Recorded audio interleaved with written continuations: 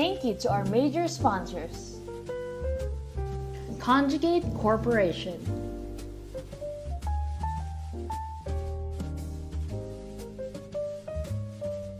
Distrifil, Distribution Solutions Philippines Incorporated,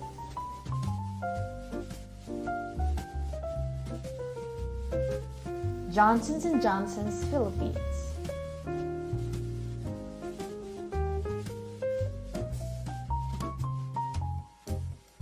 Lundbeck Philippines,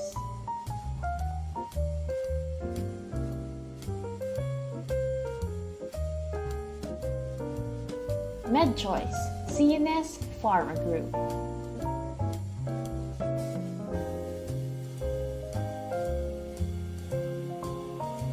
Medicam, the CNS subsidiary of Unilab,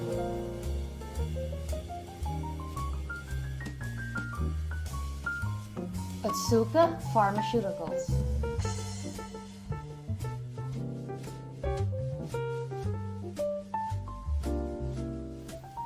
Torrent Pharma Philippines,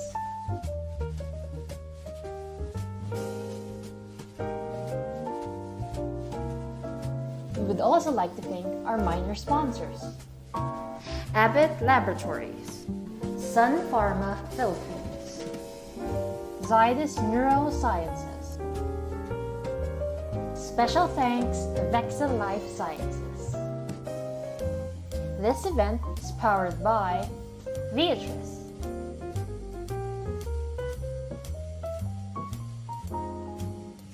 Good morning, everyone.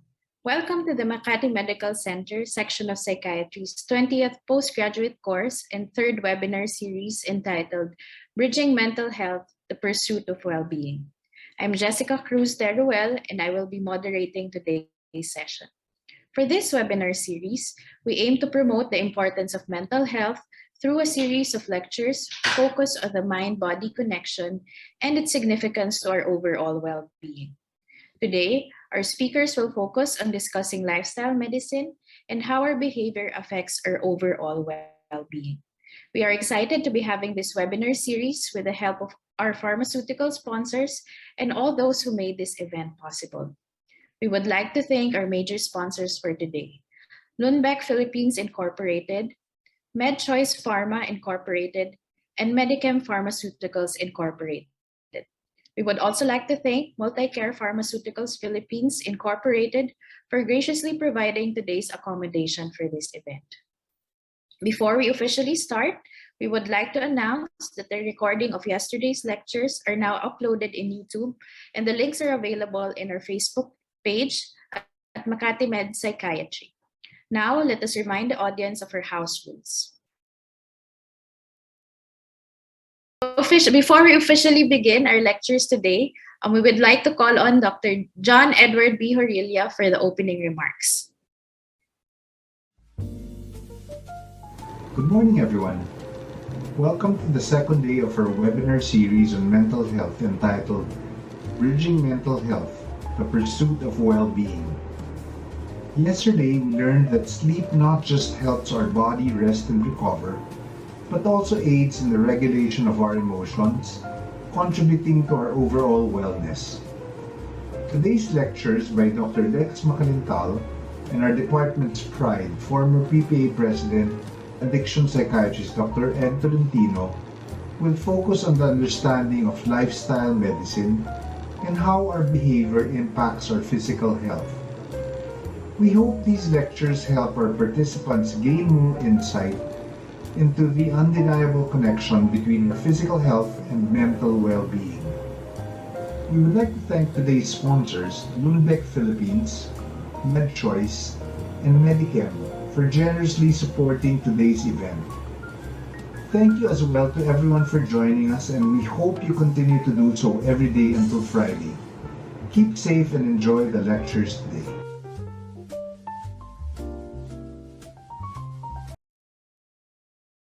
Thank you, Dr. Horilla, for opening today's lecture series. Our first speaker for today is registered nutritionist, dietitian, and lifestyle medicine specialist, Dr. Dexter Macalintal. Dr. Macalintal graduated with a Bachelor of Science in Nutrition from the University of the Philippines, Los Baños. He then took his Doctor of Medicine at De La Salle Health Sciences Institute, College of Medicine, then pursued postgraduate training under the American College of Lifestyle Medicine and topped the diplomate board examination for the Philippine cohort. He's now a consultant for lifestyle medicine at the Calamba Medical Center, Divine Love General Hospital, and Lipa Medics Medical Center. With a specialty in lifestyle medicine and special focus on nutrition and weight management, Dr. Macalintal believes that to treat diseases, one must never overlook the fact that nutrition plays a pivotal role in the cause and cure of diseases. He is also a popular YouTube content creator on nutrition and medicine facts and has more than 4 million views. Let us all give a warm welcome to Dr. Mark Dexter M. Macalintal. Hello and good day to everyone. Thank you for the warm introduction. And before I start, let me thank the organizers and the residents of the department for having me as one of your speakers for your event. You have a very good lineup of speakers and lecturers, so congratulations. And now, to formally start off, let me take you down the memory lane.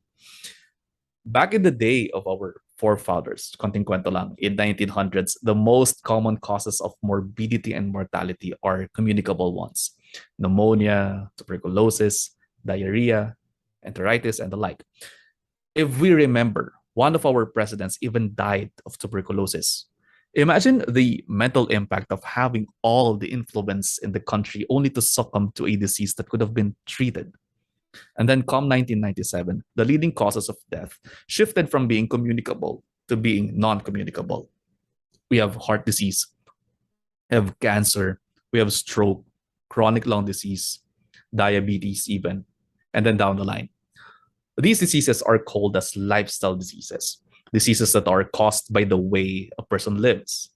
And this has been and is still plaguing the world today. Right now in 2021, we note that even if the world faced the COVID-19 pandemic, the number one cause of death was still heart disease, followed by malignant neoplasms, almost the same as the case in 1997.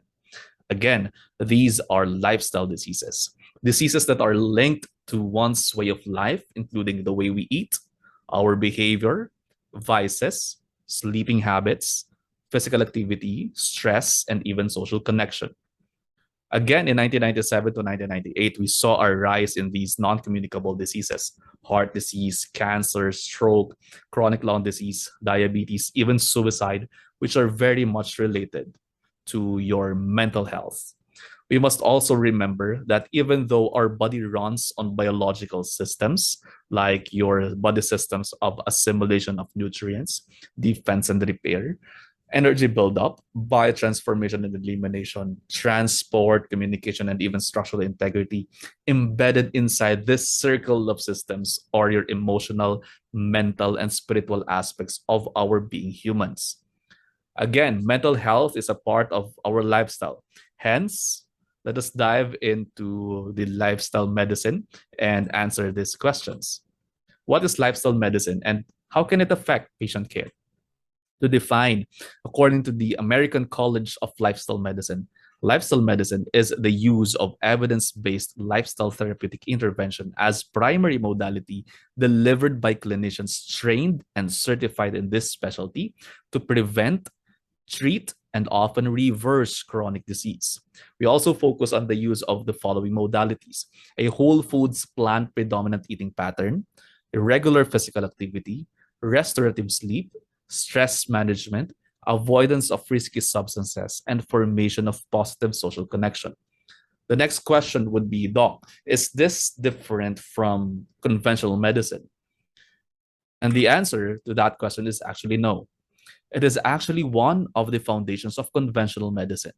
Let's take a look at this slide for your reference. Here are two of our clinical algorithms showing us that once we arrive at a diagnosis, say for example, of hypertension or diabetes, we must employ lifestyle intervention,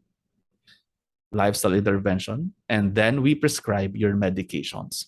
However, most often, or more often than not, we go straight to medicating our patients. This is not wrong, though, as most people would have difficulty adhering to lifestyle modifications, but they would have more difficulty if we as physicians would not encourage them or teach them how to do these lifestyle modifications. And these lifestyle modifications involve 6 pillars, as we discussed earlier. So to review, we have nutrition based on a healthful eating pattern of whole foods, plant predominant diet, increasing your physical activity, developing strategies to manage stress, avoidance of risky substances, improvement in sleep, and formation and maintenance of positive social relationships. And these could be dosed properly to adequately have an impact on our patients' individual cases, especially on nutrition, as a one-size-fits-all diet does not exist. If a person is diagnosed with a lifestyle disease, he or she must know the specifics of what to eat, when to eat, how to eat, and even why to eat to fully control and even reverse their diseases. Especially now that we were hit by a pandemic, an enemy that we cannot see but was able to jail us in our homes. And for a time, we do not know how to treat this disease. We have noticed that we went back to the basics and turned to using food as a source of not only energy, but also medicine. We have talked about a whole foods plant predominant eating pattern, as this is very much rich in vitamins, minerals, and antioxidants that could help us maximize our needs for micronutrients, as these are essential to our mental health as well. Let me show you why. This is just a review for you. To form some of our neurotransmitters, say for example serotonin, there are nutrients that we must supply to our diet. These are the likes of vitamin B complex, your vitamin C, zinc, folate, and magnesium. Not only are these vitamins and minerals essential to keeping our biologic systems healthy, they are also needed to ensure ample formation of our neurotransmitters. Same goes with your dopamine. This slide is another pathway which signifies the importance of other minerals like your iron and copper in the formation of certain neurotransmitters essential for our mental health. This slide is not to scare you, but when we talk about nutrition, we can never escape biochemistry. This slide is just here to show you that our vitamin B complexes and other minerals and amino acids are needed to keep our body running in top shape. And so we would not lose energy as we go along. Hence, a properly timed and formulated dietary prescription is essential to keeping our body and mind healthy. And speaking of healthy, we can ask this question: how do we get healthy? As a recourse to patient care in lifestyle medicine, we use revamped vital signs using your BMI, body impedance analysis, physical activity, inquiring on the intake of fruits and vegetables, smoking, and alcohol consumption. This is on top of using our conventional vital signs, blood pressure, heart rate, respiratory rate, and temperature. They are called vital signs as they are vital to the consultation for each patient. This way, we can evaluate further their way of life. And at the end of this session, let us focus on the way our patients eat. As recently, people have been taking in more of a standard Western diet, which are noted to be high in added sugars, cholesterol, processed grains, high-calorie foods, and fats.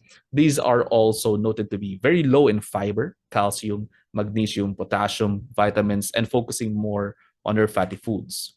According to several studies, there have been links between high-fat diets and diseases.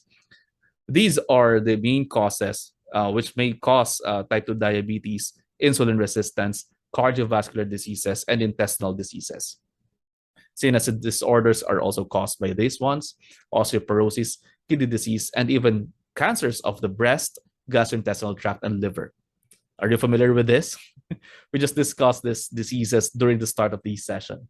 These, again, are lifestyle-related diseases. And this just demonstrates how much our food impacts our body. During this pandemic, and actually even before, there are fad diets already circulating in the market. You have the likes of your Atkins diet, which over and over and over again has been renamed with a lot of names like your ketogenic diet and the South Beach diet. And now it is more popularly known as your low carbohydrate diet. But all of them are essentially just one and the same: very high fat and very low in carbohydrates to the point of elimination.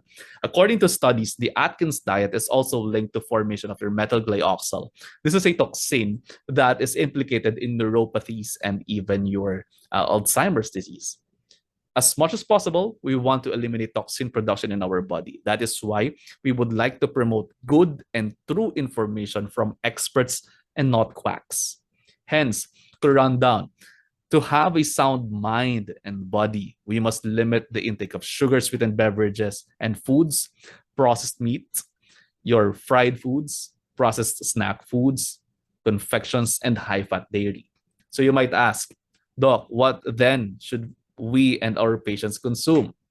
Vegetables, including your mushrooms, herbs and spices, fruits, legumes, whole grains, nuts, and seeds. This is so that we can get an amount or an ample amount of nutrients to enter to our metabolic pathways properly. Scary ba yung slide? Let's not go over it. Again, go for a more whole foods plant predominant diet. It doesn't mean that you have to be vegan or vegetarian. Just take around 70 to 80% of foods from plants, while the other 20 to 30% of your food will come from lean protein sources. This is to capitalize on vitamins, on minerals, on fiber, and also to strengthen our microbiome, which is linked to a healthier immune function.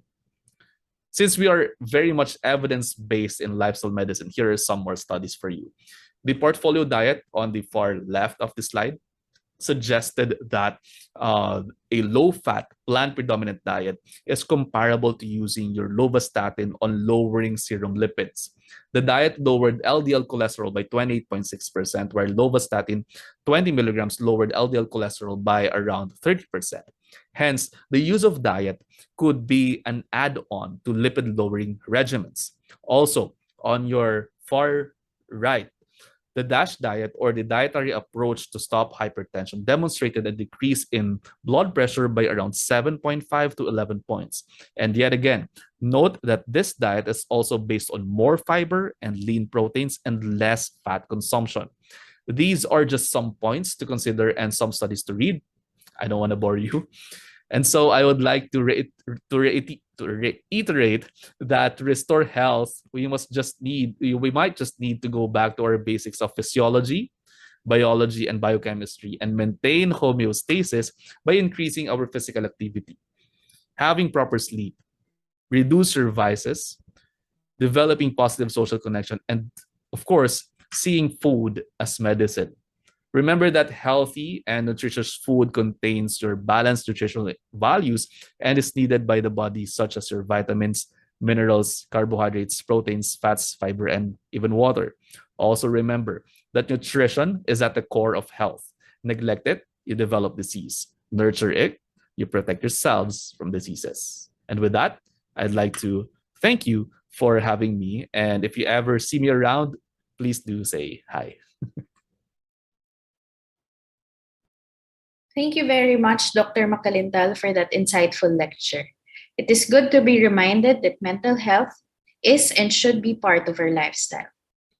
If you have any questions for Dr. Macalintal regarding his lecture, please use the Q&A box to type in your queries, and our speakers will be addressing them later on during our open forum. Before we proceed with the next lecture, we would like to thank our major sponsors for today: Lundbeck Philippines Incorporated, MedChoice Pharma Incorporated, and Medicam Pharmaceuticals Incorporated. We would also like to thank Multicare Pharmaceuticals Philippines Incorporated for graciously providing today's accommodation for this event. Our next speaker is one of our psychiatrists in our section, Dr. Edgardo Juan Tolentino Jr. He graduated with a Bachelor of Science in Psychology from the University of Santo Tomas and took up medicine in the same institution. He then had his residency training in psychiatry in Makati Medical Center and served as the chief resident during his senior year in the program. He proceeded to take his master's degree in hospital administration in the Ateneo de Manila Professional School of Business and took up his fellowship training under the World Health Organization Drug and Alcohol Studies in the New South Wales Institute of Psychiatry in Sydney, Australia. Dr. Tolentino served as past president of the Philippine Psychiatric Association, was a member of the technical working group for the IRR of RA 11036 or the Mental Health Act, and in the strategic plan of the Philippine Council for Mental Health. He is a current member of the Philippine Council for Mental Health, representing professionals and health organizations, and is the current chairman of the Department of Psychiatry and Mental Health in Quirino Memorial Medical Center. Currently, Dr. Tolentino is an active psychiatry consultant in Makati Medical Center and Quirino Memorial Medical Center. Let us all kindly welcome Dr. Edgardo Juan Tolentino Jr. Good morning, dear colleagues and friends. Thank you for the kind introduction. I'm glad you are attending the third webinar series of our section, the section of psychiatry of Makati Medical Center. The topic assigned to me is integrating body and mind, physical as well as mental health. Before we get too advanced, allow me first to greet each and everyone a happy Mental Health Month. So this topic comes close to my heart because this is something that we need to push within the medical field. And for today's topic, these are the objectives. I'd like us to introduce the benefits of integrating behavior in addressing one's mental as well as physical health care, both for patients as well as healthcare providers alike. Then we shall discuss how we can relate behavioral health factors with overall well-being, and then elaborate on the association of physical health with mental health. And finally, we'd certainly want to discuss how our daily lifestyle matters to maintain good mental health, and of course share pointers on lifestyle modifications in order to achieve optimal mental health. So first, allow me to move historically. We've heard often that there's no health without mental health. And yet over a decade ago, the World Assembly adopted a global strategy for the prevention and control of non-communicable diseases. However, in this assembly where they adapted this, they limited the non-communicable diseases to just 4 illness types. And those were cardiovascular disease, diabetes, respiratory illnesses, as well as cancers.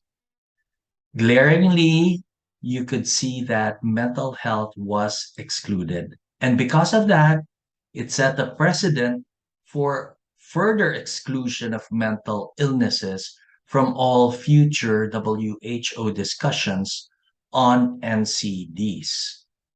It is not surprising then that in the 2008 to 2013 action plan for the global strategy for the prevention and control of non-communicable diseases, mental illnesses were relegated to a mere footnote with the justification that they do not share the same risk factors as the other 4 types of illnesses. Interestingly, Dr. Brock Chisholm, who was the first director of general of the WHO, was himself a psychiatrist, and he was the one who shepherded the notion that mental and physical health were intimately linked. It is ascribed to him this very now famous statement: without mental health, there can be no true physical health. It was only half a century later that we have found more and more and stronger evidence that elucidates this bi-directional relationship between mental illnesses and more specifically depression and anxiety, which are probably one of the most common that we have been seeing, especially of late, and of course, physical outcomes. In fact, let me walk you through some of these findings. Patients with type 2 diabetes mellitus, for example, are likely to experience depression than the general population. And those patients with diabetes who are depressed have greater difficulty with self care. Patients suffering from mental illness are twice as likely to smoke cigarettes as other people. And in patients with chronic obstructive pulmonary disease, mental illness is linked to poorer clinical outcomes. As much as 50% of cancer patients suffer from a mental illness, especially depression and anxiety. And when we do treat those symptoms, particularly of depression in cancer patients, it may in fact improve survival time, something quite vital. In patients who are depressed, the risk of having a heart attack is more than twice as high as in the general population. Further, depression, again, increases the risk of death in patients with cardiac disease. Moreover, when we do treat the symptoms of depression after a heart attack, it has been shown to lower both mortality and rehospitalization rates.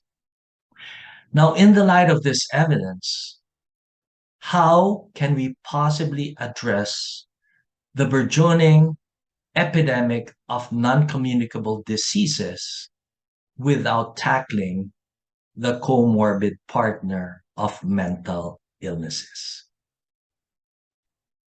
So there is indeed some rationale for integration. As we saw, many individuals receiving care for behavioral health conditions also have physical health conditions that require medical attention, and the reverse is also true. Unfortunately, our physical and behavioral healthcare systems to this day tend to operate independently without coordination between them, and gaps in care, inappropriate care, and increased costs can become the outcome. I would therefore like to make the case for the integration of behavioral health to physical health.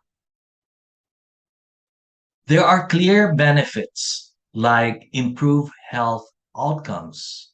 Behavioral and physical health are interlinked as both conditions often act as a driver for one another. And by addressing behavioral health concerns through behavioral health integration, patients then find it easier to manage, to improve, and even successfully treat chronic conditions. Of course, in this day and age, costs do count, and integration can, in fact, lessen or reduce healthcare costs.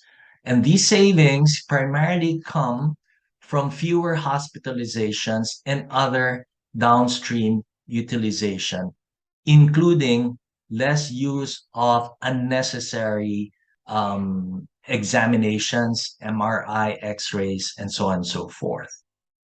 Also, another benefit is that if we are to transition, this will help in transitioning to patient-centered care model. Under the patient-centered care model, care teams work with and provide more than the traditional medical treatment by developing a more comprehensive and specific care plan, which also involves both mental health and social needs of the patient. In this, the patient centered care model, we see study after study, improvement in the patient experience, increase in the patient's engagement with their own health. And on the other side, for providers, they see an increase in patient satisfaction, improvement in the employee morale, and of course, an array of new revenue streams. There are indeed also certain barriers which we need to face if we are to move into integration. One is, and I put it under a quotation, cultural differences. And that is specific to the culture of behavioral health providers who are more accustomed to an entirely different workflow from a traditional medical healthcare clinic. For example, behavioral healthcare clinicians see patients from in the Philippines between 45 to 60-minute appointments as the norm and highly value long-term patient relationships. One popular way that leaders of our organization can engage these clinicians is by providing interprofessional training.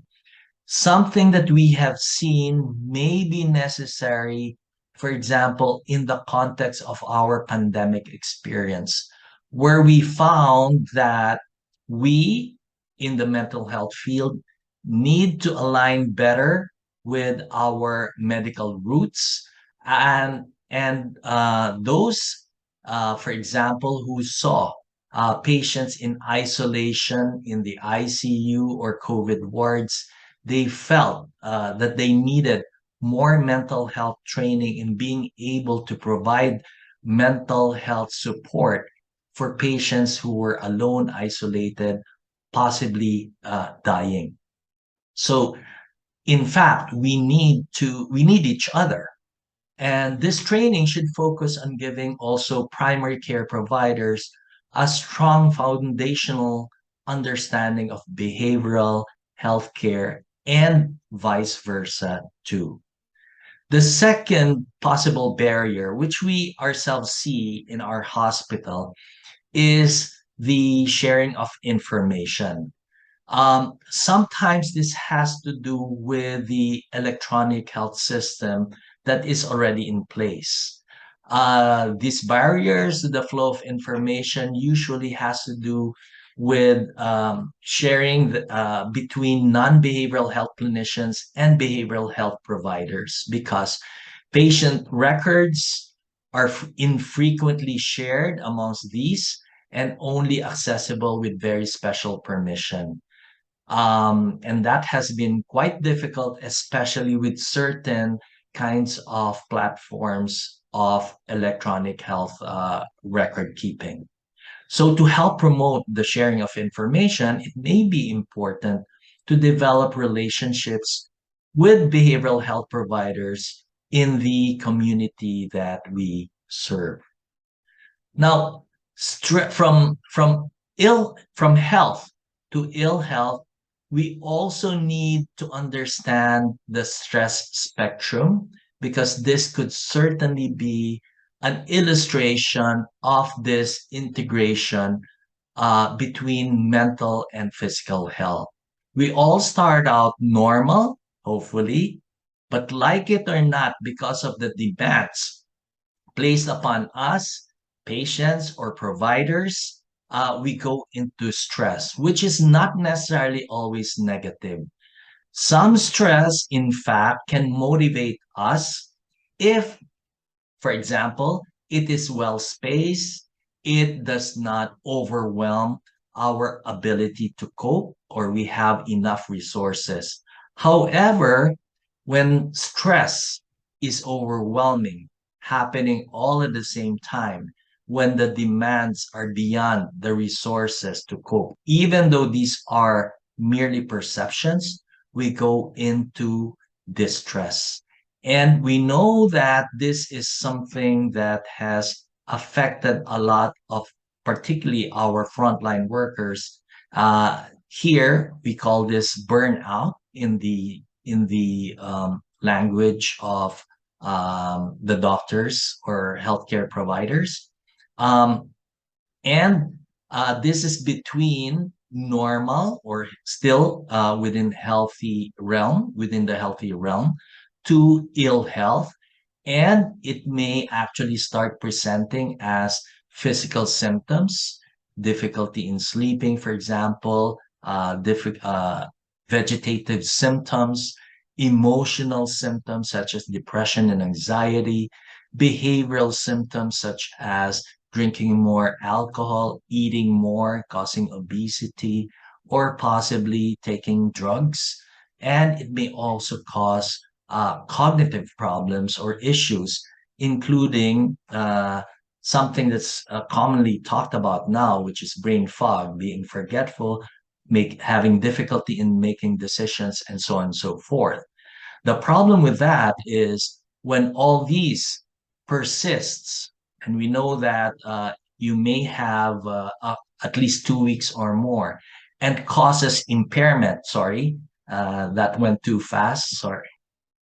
And it causes impairment, then we have ill health or a disorder. And this may need a more thorough intervention, not merely stress management techniques, to be able to bring the patient back to normal. Now, with regards stress and health, we know that stressors have, in fact, whether they are physical or mental stressors, they have a major influence on one's mood, our sense of well-being. It will impinge on behavior as well as health. Acute stress responses to the young, the healthy individuals, it might still be adaptive and typically may not necessarily impose a health burden. But for those who are, if the stress is or threat is unremitting, particularly in the older or unhealthy individuals, the long-term effect of stressors can damage health. There are other modifiers. The relationship between psychosocial stressors and disease is affected also by the nature, the persistence of the stressors, as well as by the individual's biological vulnerability or diathesis, as we call it. They could be genetics or constitutional factors.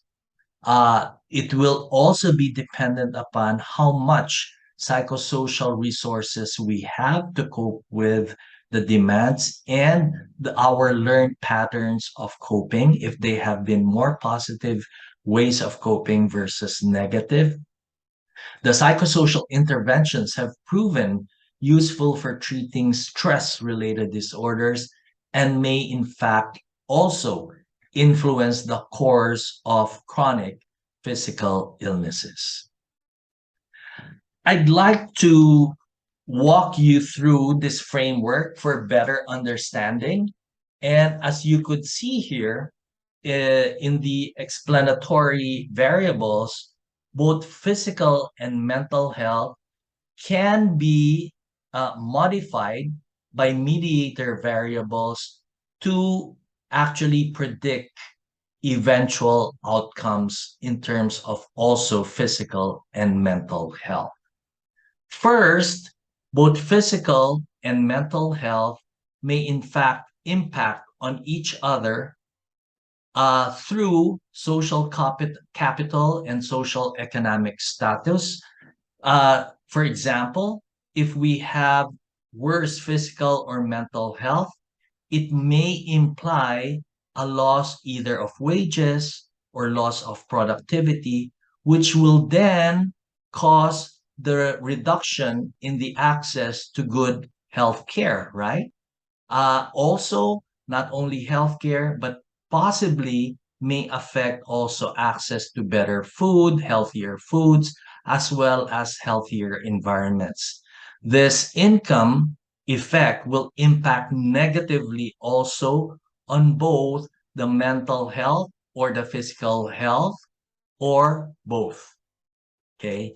We know, for example, also if we are just to focus on the social capital, both loneliness and social isolation, there have been big studies, meta-analysis during the pandemic that showed that although these are mental health issues, supposedly loneliness, social isolation, and the lack of social interaction during the pandemic, the effect on the individual has been studied to be the equivalent of smoking three-fourths pack of cigarettes daily, almost daily, okay, for weeks. So in fact, it does have a physical health component as well. And of course, lifestyle choices also, okay, may impact on outcome variables. Um, Mental health may affect individuals, for example, in terms of their interest in doing any physical activity, in following diets that have been prescribed by their doctors, in possibly coping negatively by increasing their smoking. And we know that among certain serious mental illnesses, there's a high propensity for the use of cigarettes and also the possibility of drinking. Sadly, all of these may also impinge on the physicality of the individual.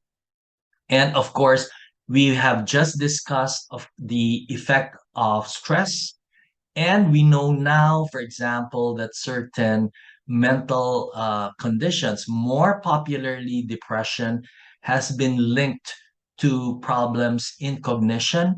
And in effect, it will affect eventually the functional outcomes in patients, particularly those at work. So affecting their productivity. So indeed, it is important, as you could see in this framework, to integrate how we see the individual from the physical, the mental, as well as the psychosocial perspective. Now, allow me to walk you through how mental health may affect physical health. Research now shows that people with a mental health problem are more likely to have a preventable physical health condition. There are several factors that may influence this. Genetics, for example. Genes make it more likely that you will develop a mental health problem and may also play a part in physical health problems, as we know. And this could also be related to low motivation, as some mental health problems or certain medications can affect energy or motivation to take care of oneself. Then the difficulty in concentration and planning, something uh, well researched right now amongst those living with depression, who find it hard to arrange or attend medical appointments if their mental health problem affects their concentration. Lack of support to change unhealthy behavior. What happens, and I'm giving also a talk on obesity and perceptions. And in a study that we did regionally around the Western Pacific area, healthcare professionals indeed in that particular study, but this is focused on obesity, assume that the patients living with obesity cannot make changes. So based on the study, they usually do not offer any support to either lessen their meals or cut down on their weight or on other behaviors. So this is quite predominant. I think also even in the field of medicine, meaning the other services of medicine. And then, of course, it makes, when you have mental health problems, it becomes less likely to receive medical help. Healthcare professionals may assume that your physical symptoms are part of your mental illness and not investigate them further. People with mental illnesses are less likely to receive routine checks like blood pressure, weight, and cholesterol that might detect symptoms of physical health conditions earlier, hopefully. Let me zero in to illustrate the point. For example, let's focus on probably one of the most common conditions that we saw during this pandemic, depression alone. Okay. With depression, it often co-occurs, and we're using a safer term, co-occur, rather than saying comorbid, meaning it exists about the same time as other medical disorders. However, it will worsen the functional impairment because of the three different domains of symptomatology. It will affect not just the emotional domain, but also the physical domain, such as sleep, appetite, and energy. And finally, the one with the biggest functional impairment will be the cognitive domain. It will also decrease adherence to prescribed treatments. So if we are not picking up or treating the depression that is co-occurring with the medical disorders, we may also fail in treating the medical condition. It is associated with adverse health behaviors as well. It will amplify physical symptoms, as one of the symptoms of depression and the problem with the neurotransmitters is that it in fact may amplify the perception of pain. And in certain conditions, and we will illustrate that further in a while, it may increase mortality. Overall, it is costly for the individual and society as a whole. In fact, to push the point, these are the prevalence of major depression in different chronic medical illnesses. As much as 51% of patients with Parkinson's disease actually have depression. 42% of those with cancer also have major depression, and about a fourth of those with diabetes, with MI or stroke also have depression, and so on and so forth. This is also a very interesting study by Musavi et al. At Lancet.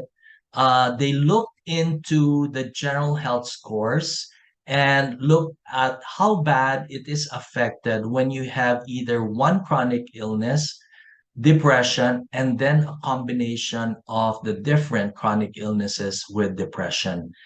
Even an individual, so here we will see the mean health score, 100 being perfect. Even without any chronic condition, it is not even perfect. In this particular study, the average, those with no chronic condition, had a mean health score of 90, more or less. Those with asthma, it already drops by 20 points to 80. This is angina, there's arthritis and diabetes alone.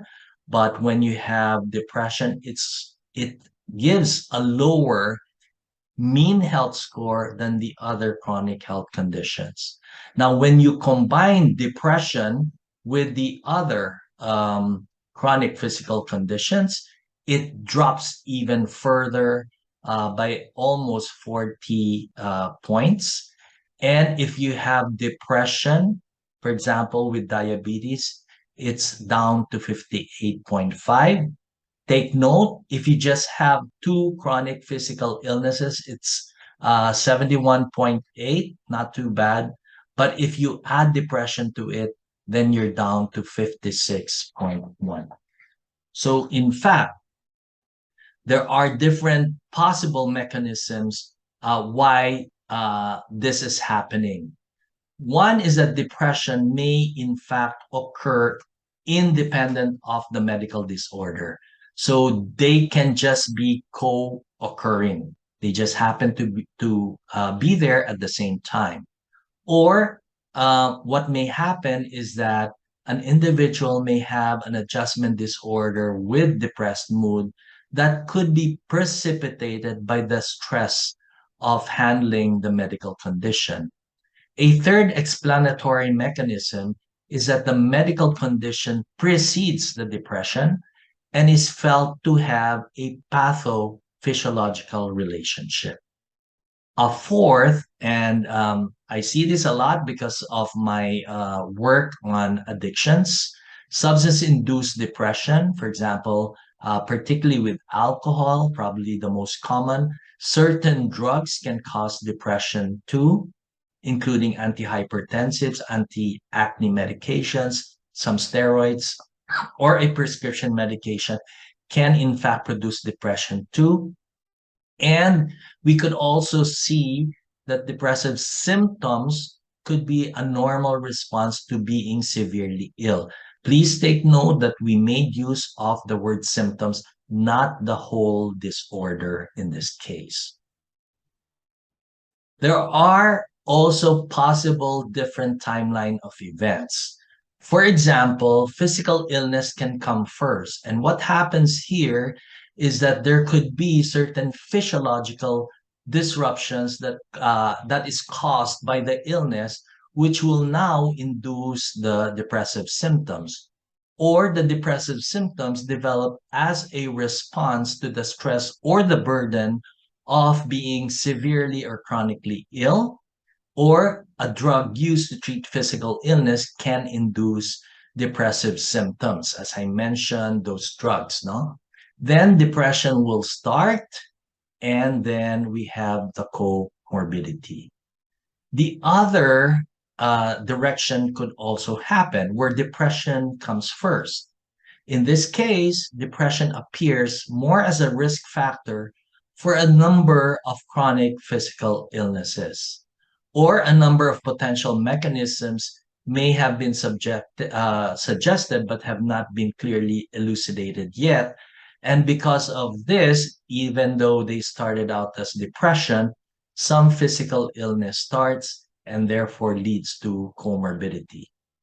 Regardless of the order of occurrence, a subsequent intertwining of the two is likely, either as comorbidity or as co-occurrence. There's another explanatory framework regarding depression and chronic physical illnesses. So we could start out with a primary medical illness or condition, whether it becomes a pathologic mood state such as depression. It can be modified by certain factors, including your set of pre-morbid coping skills, your cognitive set, how you problem solve, etc., different personality traits, okay? Further modified by having enough social support. Remember that the primary medical illness may now disrupt neuroendocrine, immune systems, as well as cause inflammatory changes in the gut, increasing all the way to the brain, which is one of the current theories of the causation of depression.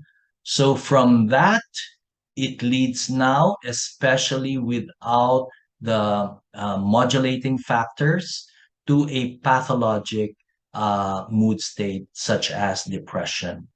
Depression is also known to cause a disruption in neuroendocrine, immune dysfunction, as well as inflammatory change that may in fact also cause other primary medical illnesses or condition. In fact, amongst medical inpatients, and I'm sharing this so that we become a little more sensitized in the hospital, even in the community, there's 3% of community populations have depression. In primary care, as much as 6%, which is pretty high, but in medical inpatients, that doubles to about 12%.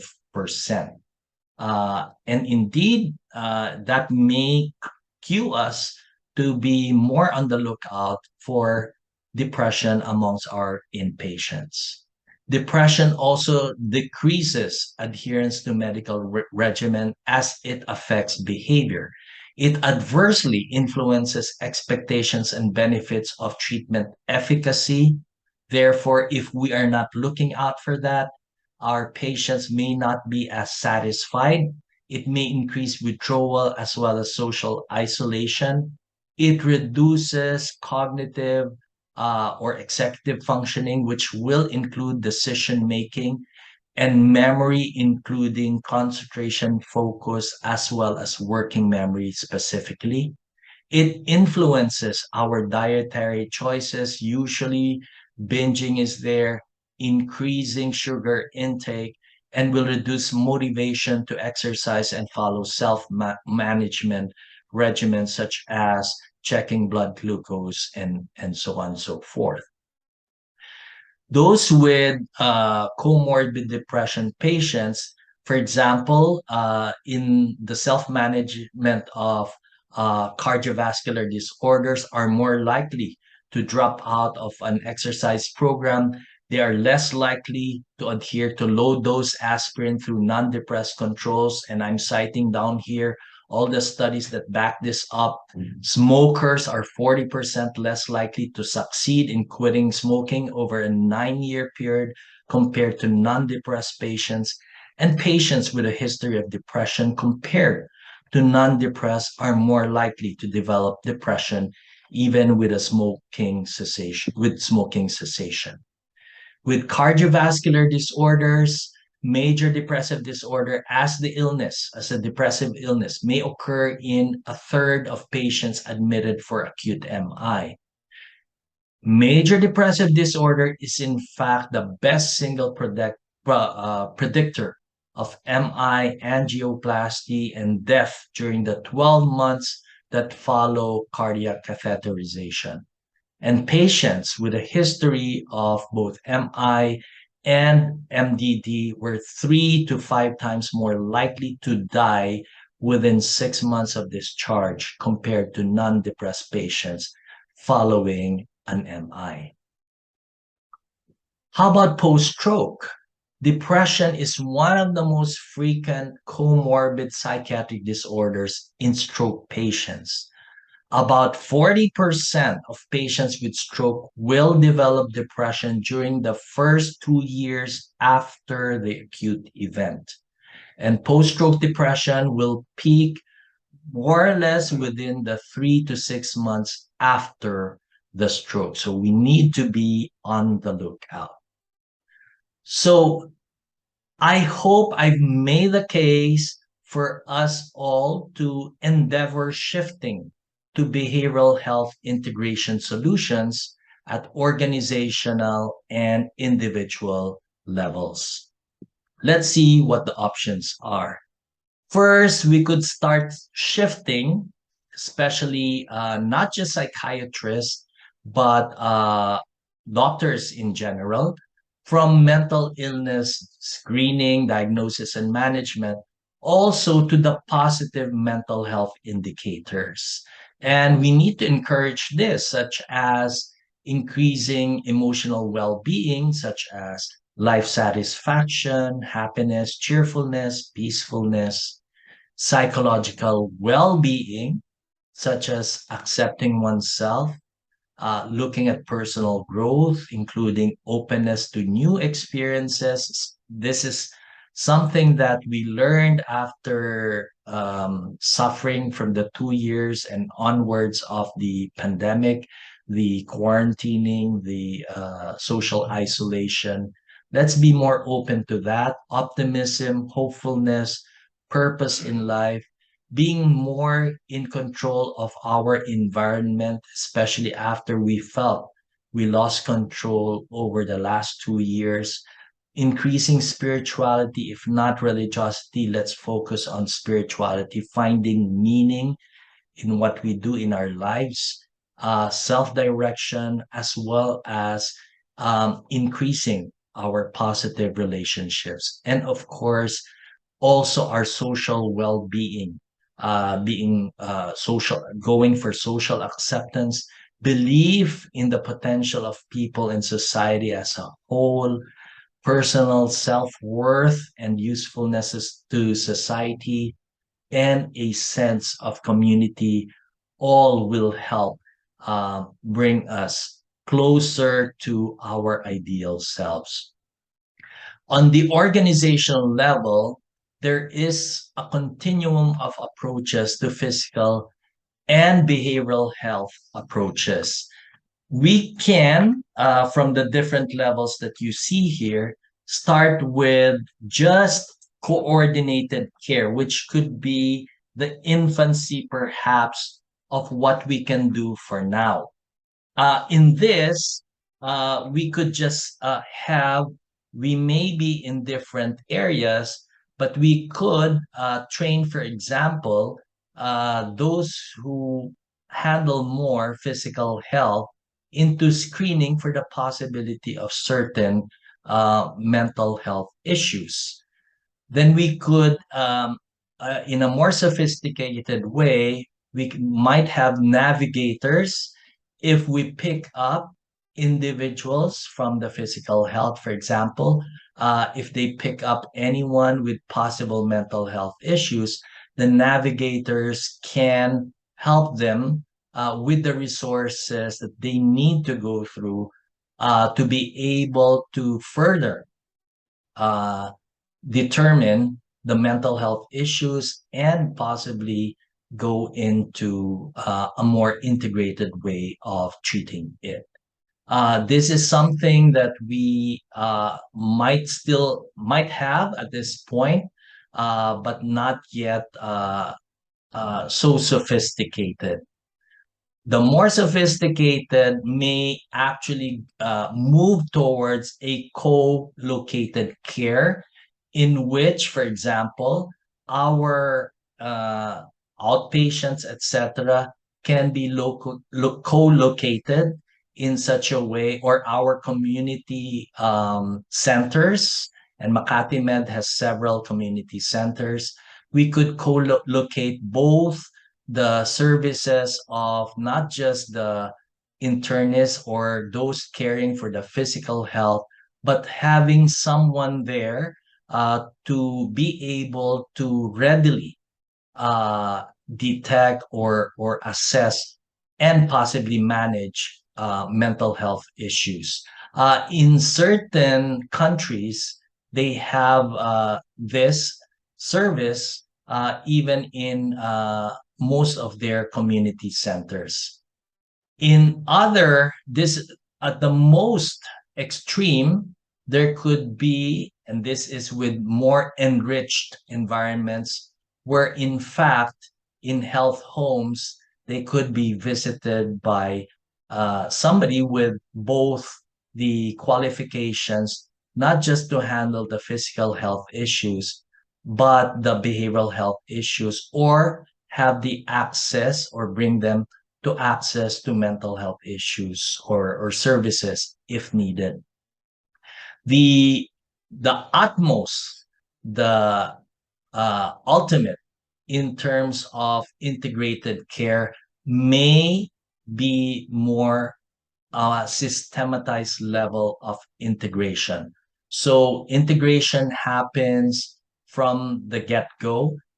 There's always a team approach. Even in record keeping, you could see that in an integrated approach throughout the system, there is already an integration of both the physical as well as the mental health care for patients. So this makes it more convenient for patients. Patients are actually seen, and those detected with mental health issues can be readily addressed. In my personal experience, for example, in just our clinic in Philippine Airlines, for example, when I gave out a lecture related to integration, related to trying to pick up the possibility of depression in physical illnesses, etc. What happened was the non-psychiatrists or those in other fields would do a little more time in assessing patients, and those they pick up to possibly be having some depression or anxiety were referred to me. And indeed, because of that, we were able to save on more tests. Some patients were going for MRIs or CT scans, X-rays, but no findings. But when they were referred, when we worked together, we were able to cut the costs on all the tests, and eventually they were treated properly for their mental health issues, and eventually more satisfied and productive. There are 10 ways that we can build resilience, integrating the physical as well as the mental and social dimensions. I'm highlighting this again. I've shared this in some of my lectures regarding the pandemic, and that is starting to make connections. In this, the idea is we are ready to help others, and it might be important as well to seek help when we need help. This is a time for self-discovery, both our strengths as well as our weaknesses, and I'm talking in an integrated way, physical as well as mental health strengths, and be able to make use of that, being able to accept and manage change as in fact part of living, keeping things in perspective, meaning seeing the long term rather than just what's happening right now, learning to take decisive actions, meaning being able, when problem solving, to look at different options and going for the best option. And related to that is moving towards the goal. Once we have made a decisive action, let's move towards the goal, but still monitor our progress and be ready to shift goals if needed. It's very important to nurture self-esteem, and that may require honoring yourself sometimes by saying no when we've had enough, to protect our physical and mental health, constantly maintaining hope and positivity, but I would rather want to qualify this as a realistic type of optimism, constantly taking care of ourselves in an integrated way, body, mind, and spirit, and in the context of what we have been through and what we may experience even in the future, as it's predicted that mental health issues as well as certain physical health issues, long COVID, for example, will be there for the next couple of years or so. Let's see the crisis as surmountable. We can go beyond this. To integrate everything, let's explore practices for ensuring mental health and emotional balance in our lives. Let us identify the sources, the symptoms, as well as strategies for managing stress. Let us identify techniques for developing and maintaining healthy eating habits. Let's describe the major risks of an unhealthy diet and the benefits of healthy dieting. Identify as well the benefits of regular exercise for both body as well as brain. Identify the benefits of sleep. We cannot overemphasize its effect both on sleep and mental health, because if you're sleepless, it affects you physically the next day. Your emotions are affected as well. Explain what substance use and abuse is, and identify the warning signs that help may be needed, and identify the risks also if there are of sexual assault, rape, etc., when you go for help, because they may have long-term consequences, both physically and mentally, and define and practice safety consciousness. So with that, I just like to emphasize my key takeaways. There is no physical health without mental health. We have strong evidence at this point, and I pointed it out also in my talk, that there is a bidirectional relationship between mental illness, specifically depression and anxiety, as well as physical health outcomes. Behavioral health integration improves health outcomes and reduces healthcare costs. The patient centered care model improves the patient experience, increasing their engagement with their own health, with the far reaching implications of the effects on mental health of chronic physical illnesses, and vice versa. It behooves us to endeavor integration in our own hospital, and individuals will do well to explore practices for ensuring mental health and emotional balance in one's life. With that, I'd like to thank you very much for your attention. And again, a happy Mental Health Month.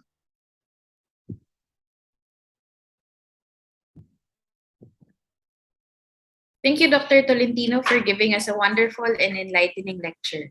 Indeed, there are a lot of different factors affecting our mental health that we often overlook.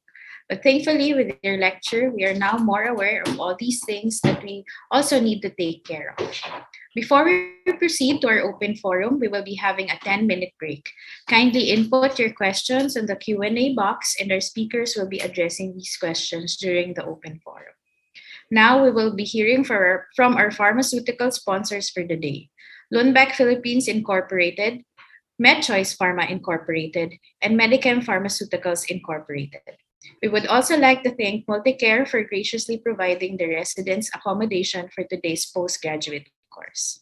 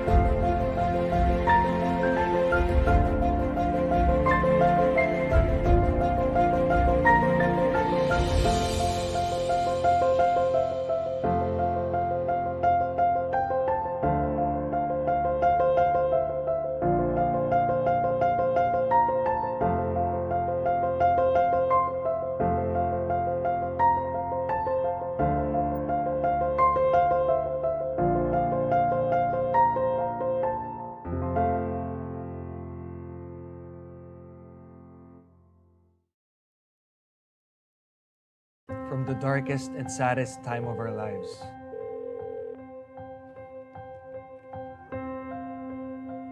we became a channel of light and healing.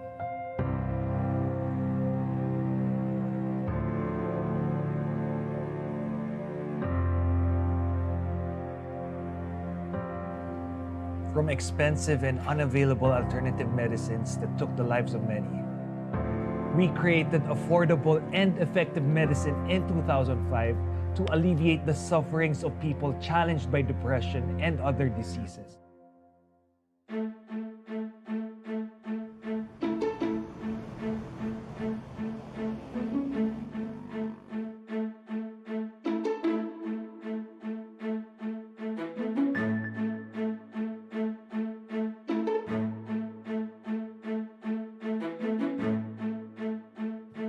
So, who is MedChoice?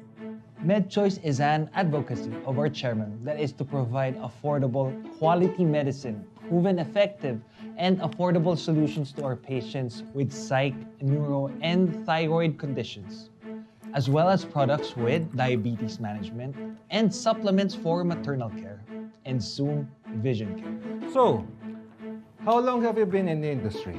For 17 years, MedChoice has helped millions of patients.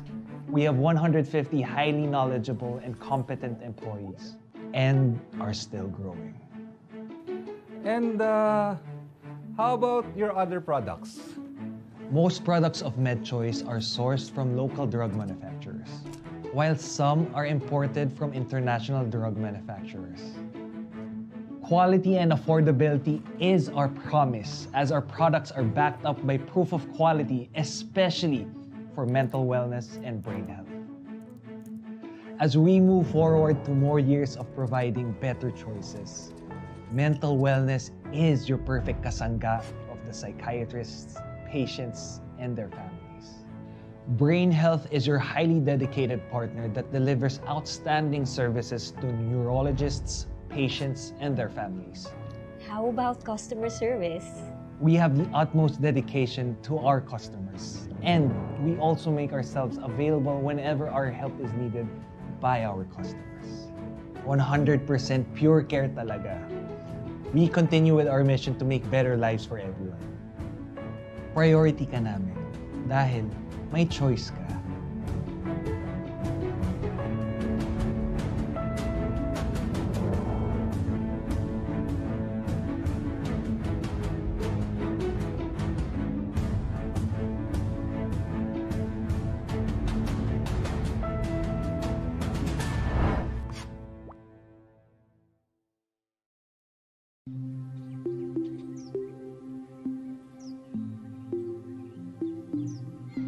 The beauty of life can be found in many ways.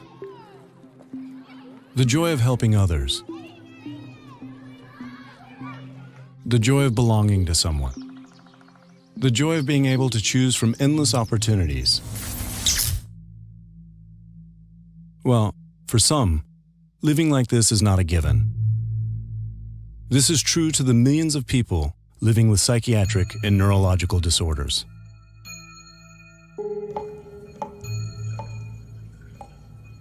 Because if your brain and mind is affected by diseases like depression, schizophrenia, Parkinson's disease, or Alzheimer's disease, more than ever, you will experience limitations in life. But what we also know is that it is possible to overcome the challenges and regain many of life's opportunities.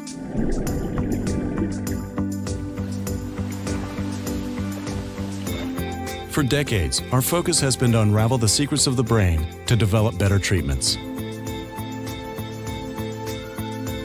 We have delivered some of the most important contributions and are continuing to advance the way psychiatric and neurological disorders are treated in the 21st century. We keep our focus and feel proud when we can help bring back joy in patients' lives.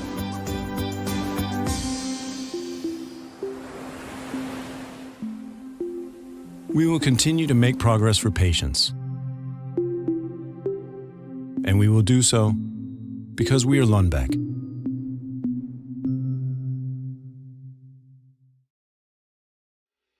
There's nothing quite like good mornings spent with your family. It makes you recharge to go out and face the day. It makes you feel that today is going to be a great day to set our lives in motion. It makes you feel hopeful that things would go smoothly and function well. It makes you ready to go out and claim victory. I'm glad I get to spend morning rides with my daughter. It's always a relief to have her company before I get to work. Sending her off to school with a happy smile always puts me in the best mood. I'm excited to get to work today. After all, a good night's sleep makes you feel great. My jobs can be challenging sometimes, but the people I work with make it easier. We always uplift each other when things get tough. I work with a diverse group of people with different skills and different stories. There's Don, who makes every moment count, both here at work and when he's home. Melissa, who you can always count on to keep cherished memories and beyond. And Mita, who holistically improves the spirit of everyone here in the office. We work hard on a variety of things, which is why I boost my immunity so I can be healthy in mind and in body to keep up daily. Most days, we are confidently in control of any situation here at the office, making sure that we reign over challenges together, that we move with a common purpose, that we put first things first even when we are at work, and strive to strike a balance between our work lives and personal lives. So when we go home after a productive day with ease, we can find our inner stability. Live our lives to the fullest with the ones we love, and behold calmness so we could live every day with a healthy state of mind and body.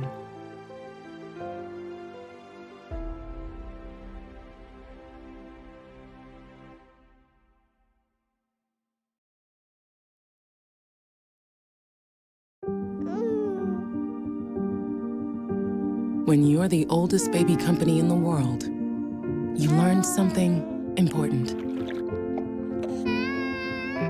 Babies grow up. They fall down.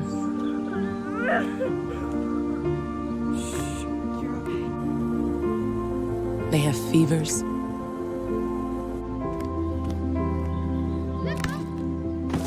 They break bones. Some develop acne.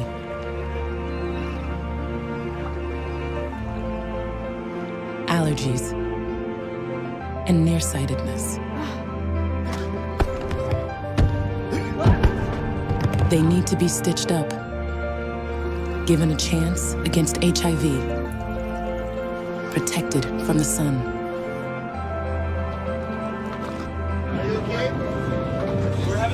They have ups and downs, and babies of their own.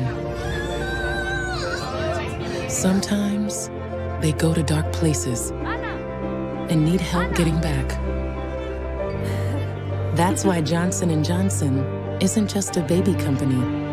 We're a company developing robotics to find and treat cancer. We make custom joint replacements, restore heart rhythms,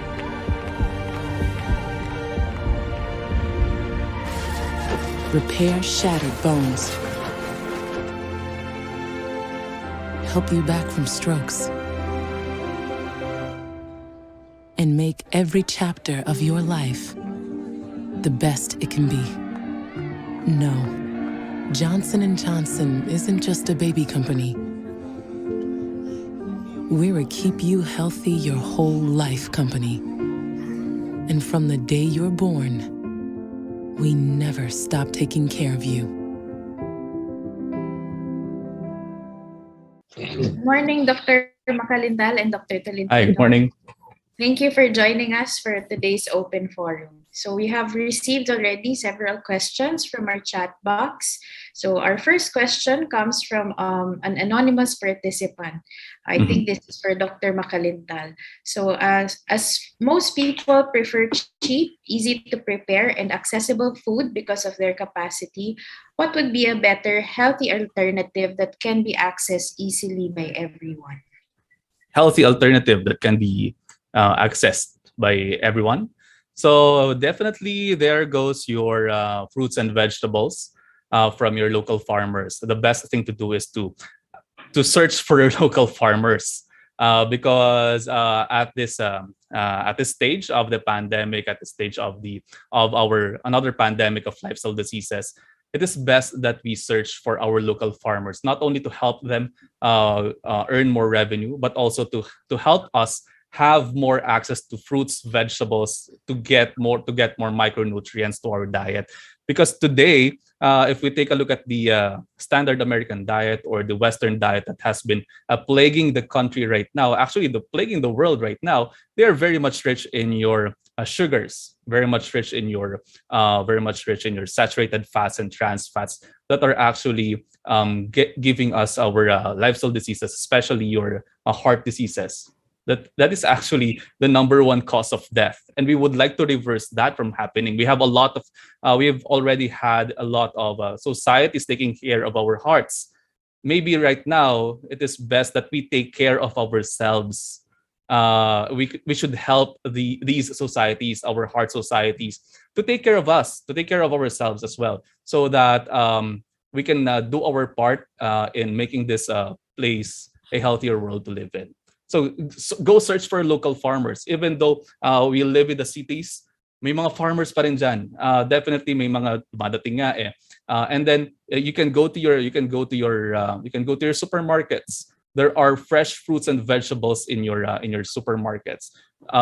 If you take a look at it, and then if people will tell us na mahal, no, matataas yung presyo, the prices are steep. But if you take a look at it, if we eat more of these cheap products that are actually embedded in it, are more of your saturated fats, trans fats, simple sugars, in the near future, you are going to shell out more money than for prevention. So think long term. Don't think short term. Us Filipinos, we are mostly concentrated on short term solutions. Why don't we think long term this time? And if we think long term this time, maybe we can live in a world free from diseases. And sabi ko nga, we can live in a world with a pandemic of healthy people. Thank you for that, Dr. Macalintal. Plus, I think nowadays fast food is actually not cheap anymore. So Yeah. Mm-hmm. So okay. For our next question, this is for Dr. Tolentino. So, Dr. Tolentino, in your opinion, has the stigma in being associated with psychiatric illness been lifted, especially with regards to the health-seeking behavior of our patients? Well, to be honest, we aren't there yet, but there are very hopeful signs. And when it comes to help-seeking behavior, there is a generational divide. And the happy news is that our millennials and Gen Zs are very open to seeking mental health help. In fact, we've had patients wherein they were self-directed. They themselves asked for help, or they bug their folks to make sure that to find them a mental health professional. We're getting there. I think social media has helped us a lot. There's a lot of more open discussion in social media. And we as professionals, those who are more open about mental health, should also lead the way very deliberately in talking about mental health issues and normalizing the talk, whether it be in schools, in workplaces, in our communities. Thank you, Dr. Tolentino. And I think a follow-up question that we received in our chat box is that if you have any advice to give to minors or dependents who are going through mental health struggles but are not supported by their parents or guardians to seek in terms of seeking consult with a mental health professional. That's a great question, and thank you for that. It gives us mindedness that there are still individuals who may be open, but they are prevented from seeking mental health. Luckily, with the Mental Health Act, it is now incumbent upon schools, workplaces, and communities to have mental health policies and programs in place. So if it's not their parents, possibly they in their schools, they may have policies and programs for mental health that they can access.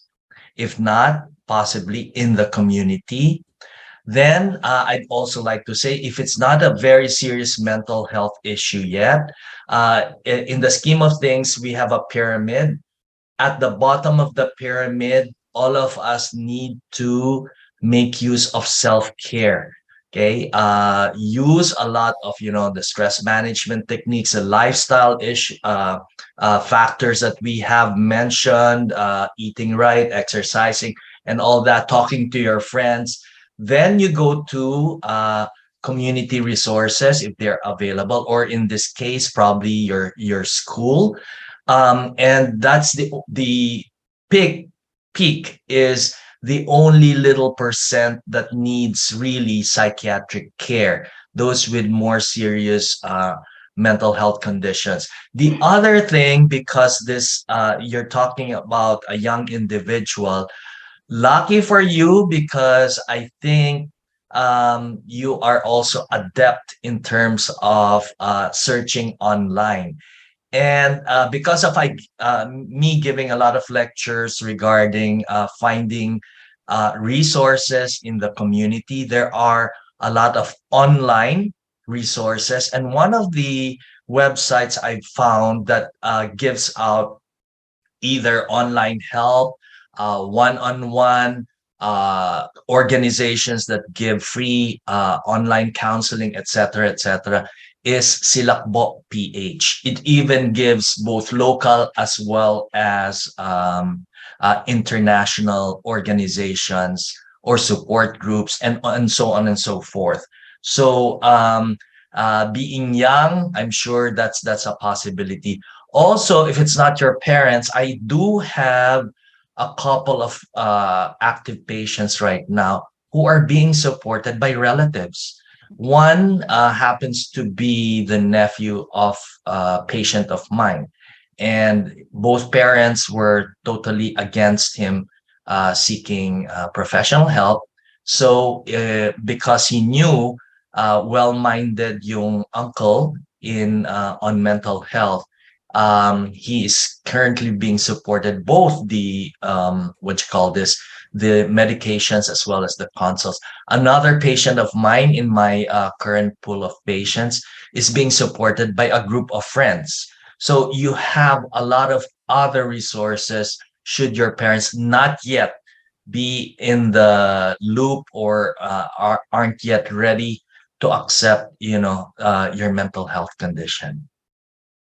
Thank you, Dr. Tolentino. So I think it's important to remind our audience that in terms of seeking mental health, it's important to remember that it's not just psychiatric consult. As you said, that's the peak, but there are also other things, as we discussed today, that we can do to improve our mental health, and that's lifestyle modification, seeking social support, and improving our physical health, among other things. So in line with that, we got a question. I think both of you could comment. So do you have any comments on those who use cheat days as a reward for a long, stressful day after a week's worth of relatively healthy diet? Mhm. Yeah, for me, cheat days are actually a bit helpful for those people who are craving for something. Say, for example, for people who are being limited on a lot of sweets. Instead of eating more sweets, they are being deprived of these. Cheat days can actually help, so that to ease up those deprivation, to ease up the deprivation syndrome. So with that, hindi sila nakakaramdam ng masyado silang deprived. At it is actually helpful to have a sense of normalcy to what they are having right now. So cheat days are definitely okay if in moderation pa rin. So it has to be in our programming uh, in our setting. What we do is to give them this quote unquote cheat day, but this cheat day is actually formulated for them. So we compute the calories that they're gonna take in, and then para magkaroon lang sila ng normalcy to their diet. So it's not actually cheat day. That's why I also use the quotation marks cheat day for these patients, so that these quote unquote cheat days are actually cheat days for them, but not cheat day for me. It is actually a mode of treatment for them, so that they will be having this sense of normalcy to their diet. Say, for example, giving them dark chocolates in their diet, giving them some sort of healthier sweets to their diets if they want those, so that they can have a sense of being normal in their week's time. So these cheat days are actually computed. Thank you, Doctor. How about Dr. Tolentino po? Well, very similar to what Dr. Macalintal said. Actually, I practice cheat days. But like what he said, I used to do an app. I use an app, MyFitnessPal, and if I cheat on my eating, that means I would have to work out a bit more, so to compensate, because that will record if I did so much calories, then I need to burn so much calories. So it's really being very practical and flexible about things, because as was stated by Dr. Mac, no, it has to normalize, it has to blend with your lifestyle. Otherwise, it's not going to be, because we have to look at these things over the long term. And if you're just, feeling it's totally against what you stand for and what you enjoy and all that, it's not going to last very long. So play with it, play with it. So if I eat, one piece of cake, what does that mean in terms of running a bit more or walking around more, and all that? So I've always used this with patients, because what you see, what you could calculate, may be more helpful, because you are guided as to how you're doing throughout the day. Thank you, doctors. Siguro a follow-up question to that would be, do you think that a healthy lifestyle, like with regular exercise and eating a balanced diet, could that be an alternative to taking medications, let's say, for example, in case of depression and anxiety?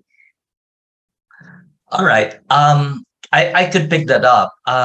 First and foremost, when we talk about integration, in short, what we're pushing for is really the biopsychosocial paradigm. Now, to explain, to answer that, if it were, there's no one kind of depression. Let's be very clear about that. Depression is a heterogeneous condition.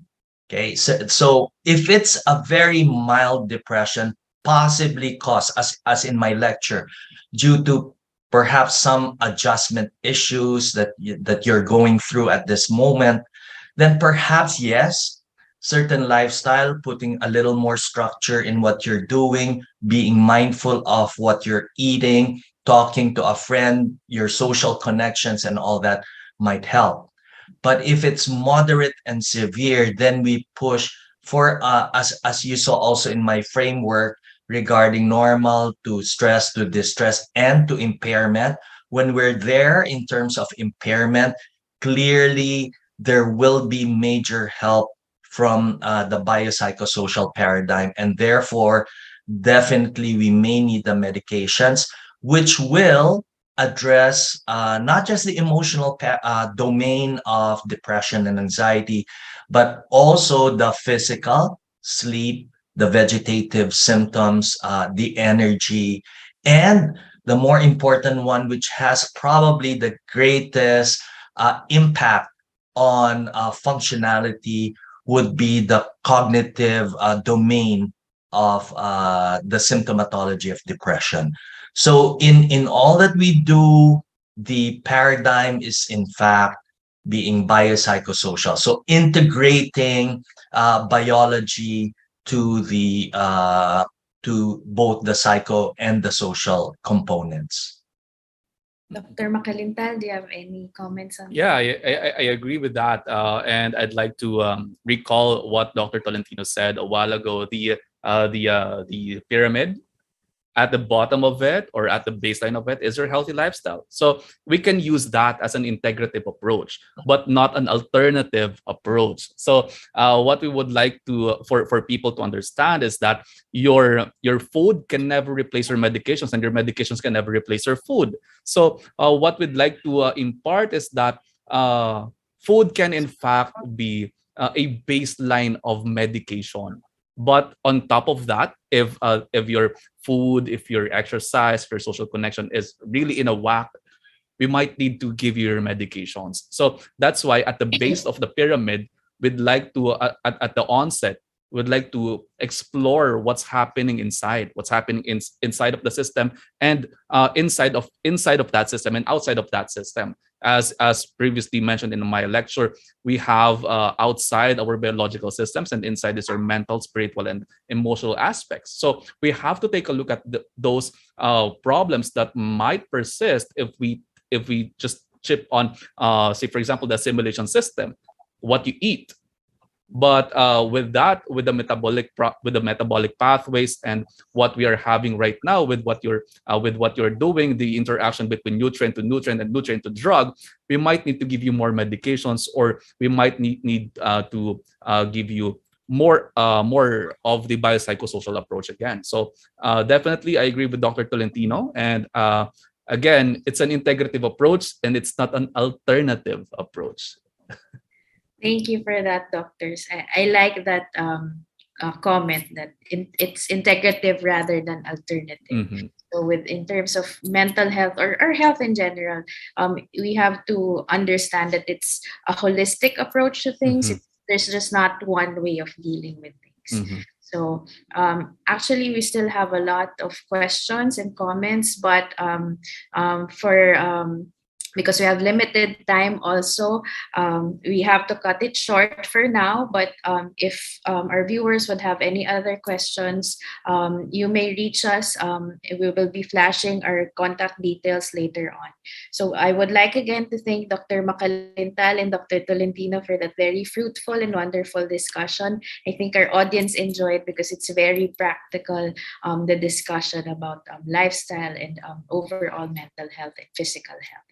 So thank you again, dear doctors, for being with us for our open forum. Thank you. Thank you, for everyone. having us. Okay, so before we end the second day, we would like again to thank our sponsors for today. So please don't forget to answer the evaluation form for this event, which we will be posting. There will be a pop-up in your screens in a while. So we hope to see you all again in the succeeding days. We will still be using the same link for tomorrow's webinar. So simply click the link used to register and type in your emails in the login field to access our learning platform. Continue to stay safe, everyone, and see you again tomorrow of our webinar series.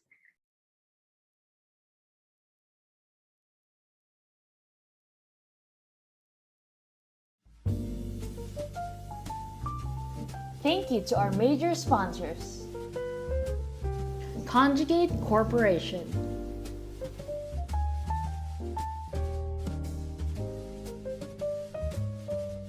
Distrofil, Distribution Solutions Philippines Incorporated,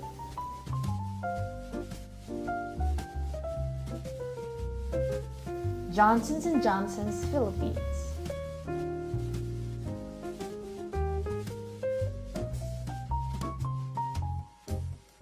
Lundbeck Philippines,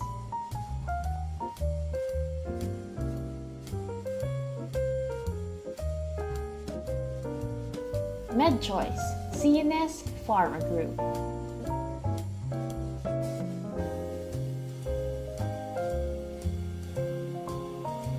Medicam, the CNS subsidiary of Unilab,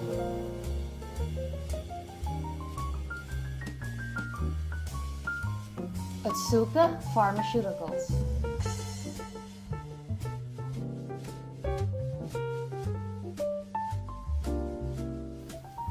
Torrent Pharma Philippines.